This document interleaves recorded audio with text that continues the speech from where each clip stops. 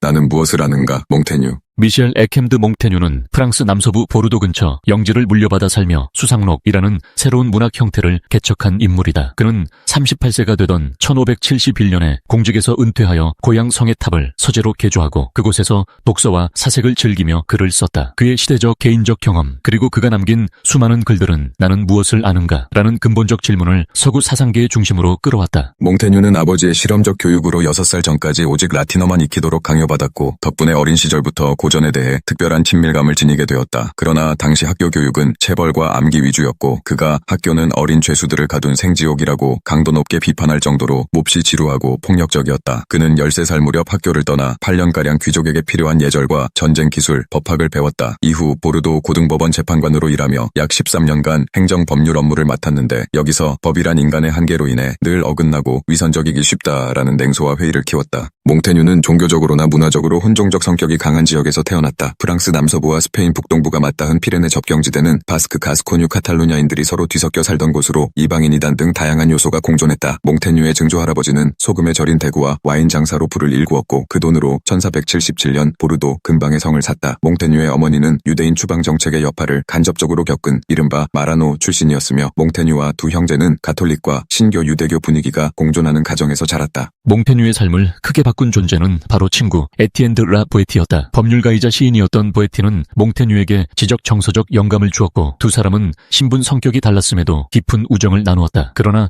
보에티는 32살의 이른 나이에 세상을 떠났다. 몽테뉴는 친구를 간호하는 과정에서 죽음의 슬픔을 처음으로 깊이 체험했고 이후 방탕한 생활을 잠시 하다가 결혼을 통해 안정을 찾았다. 그러나 동생과 자녀, 아버지까지 연이어 잃으며 죽음과 상실을 거듭 맞닥뜨리게 된다. 결국 1571년 보르도 고등법원에서 은퇴하고 고향 성의탑으로 물러나 자기 자신을 성찰하며 인생을 기록하겠다는 결심을 한다. 이 시기 그가 본격적으로 써내려간 책이 바로 수상록이다. 몽테뉴는 이를 가리켜 새로운 문학적 시도라 칭했고 자신을 주제로 생각나는 대로 글을 전개했다. 그는 삶과 죽음, 인간 본성, 지식의 한계와 인간의 생물학적 측면, 우정과 결혼 등을 아무런 책에나 구속 없이 성찰했다. 나는 생각하고 다시 생각하는 평범한 사람이었을 뿐이라는 그의 말처럼 수상록은 특정한 결론이나 교리에 매이지 않는 유연하고 반교조주의적인 태도를 보여준다. 몽테뉴는 자서전처럼 자기 과거와 일상, 심지어 사소한 습관까지 서슴지 않고 드러냈다. 이를 통해 나를 통해 모든 인간을 일반화할 수 있다고 보았다. 즉, 한 개인의 내면을 무제한으로 분석함으로써 인간 본성 전반에 대한 통찰에 이를 수 있다고 믿었다. 내가 모순된 말을 할 수도 있지만 그것은 모두 진실이라는 그의 선언처럼 그는 회의적 태도와 자기 폭로를 결합시켰다. 몽테뉴는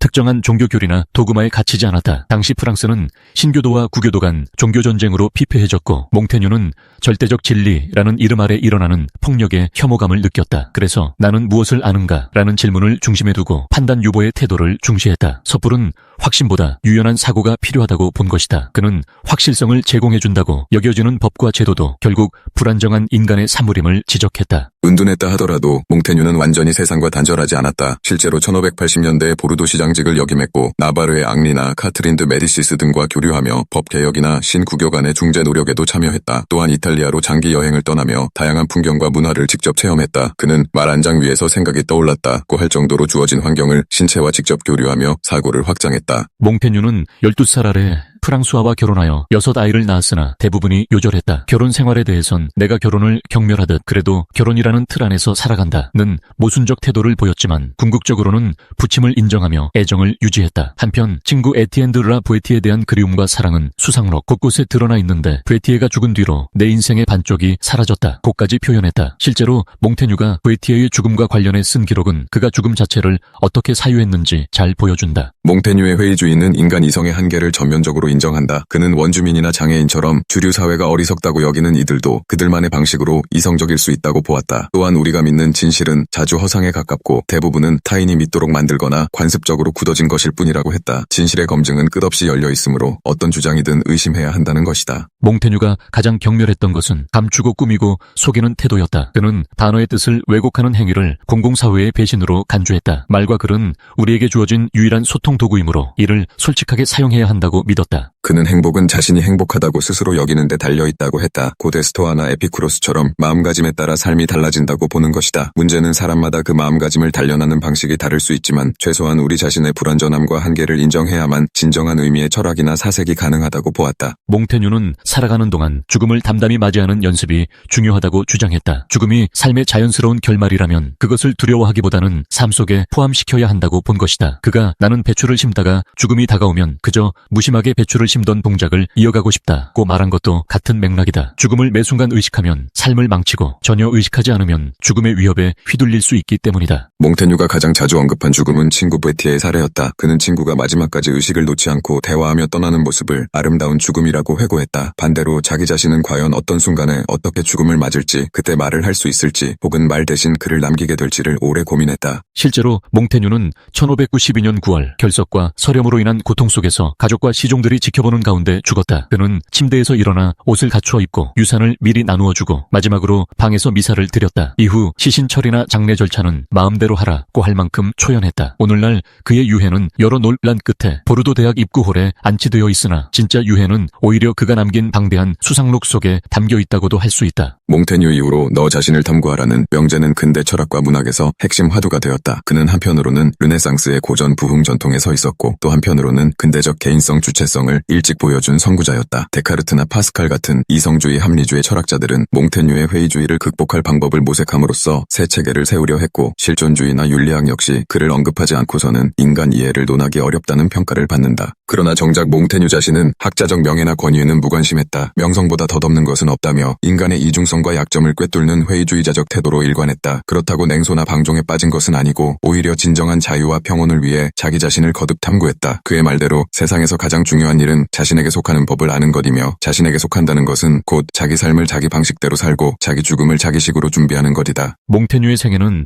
파란만장했다. 법조계와 정치, 전쟁과 전염병, 친구의 죽음, 가족사의 비극, 이탈리아 여행 등 다채로운 삶의 무대를 거쳤으나 결국 그는 자기를 관찰하고 기록하는 책을 쓰는 사상가로 귀결되었다. 수상록은 고전 인용이 풍부하면서도 흥미로운 일화와 과감한 자기 고백이 가득한 독특한 작품이다. 인간의 한계를 솔직하게 인정하고 그 불완전성 속에서 끊임없이 질문하며 즐거움을 찾는 태도는 21세기를 사는 우리에게도 여전히 신선한 충격을 준다. 그가 나는 무엇을 아는가? 라는 질문을 죽을 때까지 놓지 않았듯 오늘날 우리도 삶과 죽음, 지식과 무지 사이에서 멈추지 않고 의심하고 탐구해야 할 것이다. 몽테뉴는 결코 완전 무결한 체계를 주지 않았지만 스스로 생각하고 사유하는 자에게 한없는 자유와 풍요를 열어주었다. 그것이야말로 회의주의자의 매력이고 그의 사후에도 수천 페이지의 수상록으로 살아있는 몽테뉴 정신의 핵심이 아닐까.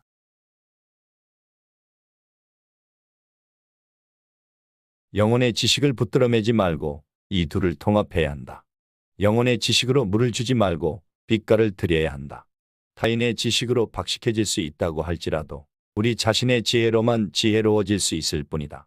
지식의 가장 명시적인 표지는 부단한 기쁨이다. 철학은 우리에게 사는 법을 가르친다. 철학이 거하는 영혼은 자신의 틀에 맞게 바깥 버팀대를 형성하고 결과적으로 우아한 자부심과 적극적이고 경쾌한 자세와 만족하고 너그러운 태도로 이를 보강해야 한다. 우리가 하는 담론의 진정한 거울은 우리 삶의 흐름이다. 과학으로는 지혜를 얻지 못하고 지혜는 산 경험을 통해서만 나타난다. 그러나 경험이 되기 위해 삶은 우리에게 사방을 바라보라라고 요구한다. 이렇게 열려있고 민첩하며 온 세상의 호기심을 갖기 위해 우리는 모든 코르셋을 벗어버려야 한다.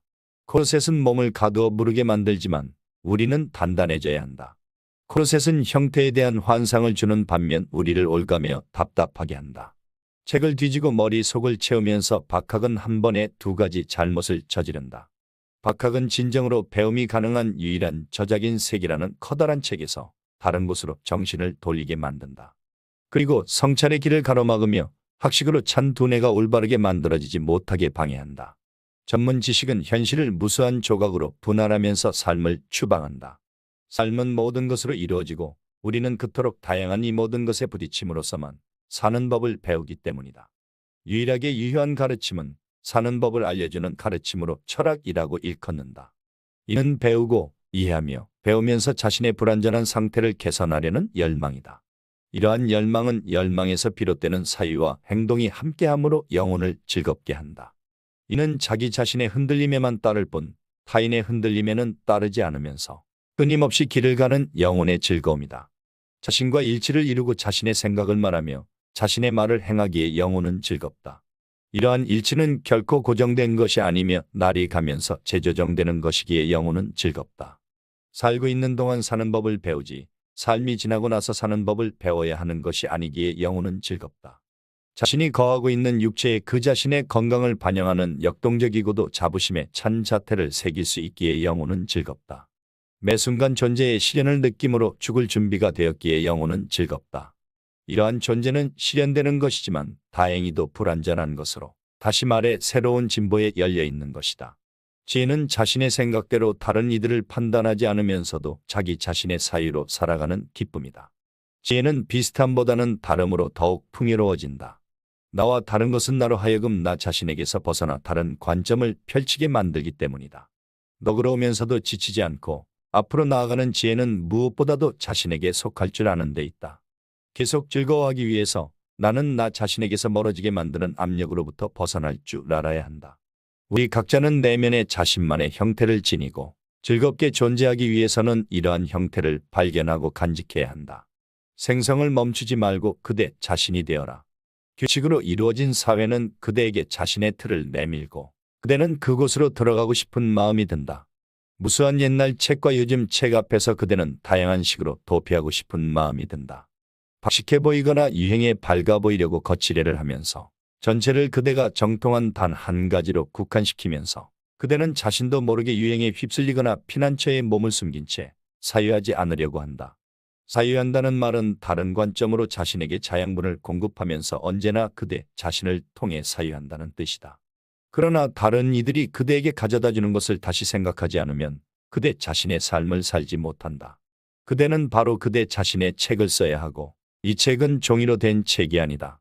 그것은 그대의 영혼과 한몸이 된 지식에 빛을 비춘 그대 삶의 살갗으로 만든 책이다.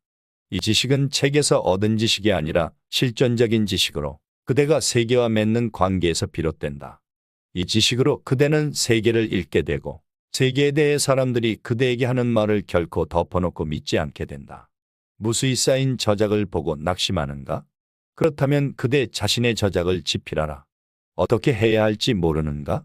그대만의 독특한 중심을 찾아서 그것으로 자양분을 공급하고 생성하는 존재가 되어라. 어떻게 찾아야 하는지 알지 못하는가? 그대가 누리는 진정한 기쁨의 원천에 질문하라.